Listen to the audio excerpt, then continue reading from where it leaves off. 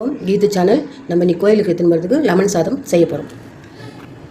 கடுகு, கடலப்பருப்பு, கருவேப்பிலை, பச்சை மிளகா, காஞ்ச மிளகா, இஞ்சி ரெண்டும் சேர்த்து போட்டால் நல்லாயிருக்கும். 3 லெமன் புழிஞ்சு வச்சுருக்கேன். இது கொஞ்சம் தனியாக வச்சுருக்கேன் தாளிக்கிறதுக்கு. கொஞ்சோண்டு புளி ஊற்றுனோம்னா லெமன் சாதம் சூப்பராக இருக்கும். பெருங்காயம், உப்பு, மஞ்சத்தூள், 1/2 கிலோ சாதம் அடித்து வச்சுருக்கேன். இப்போ வந்து தாளிப்பு கொடுக்கலாம். எண்ணெய் கொஞ்சம் நிறைய சேர்த்துப்பாங்க. கடுகு, எண்ணெய் காஞ்ச உடனே கடுகு, இஞ்சி, காஞ்ச மிளகா, பச்சை மிளகா, கருவேப்பிலை, கடலப்பருப்பு இதெல்லாம் வதங்கின உடனே நம்ம வந்து அப்புறமா இந்த புளியோ லெமனும் வச்சுருமா அதை ஊற்றி ஒரு கொதி வந்தது வரும். இது எல்லாமே வறுபட்டுச்சு. நான் வந்து லெமன் இல்லாத கொஞ்சம் புளி, மஞ்சத்தூள், உப்பு எல்லாமே போட்டேன்.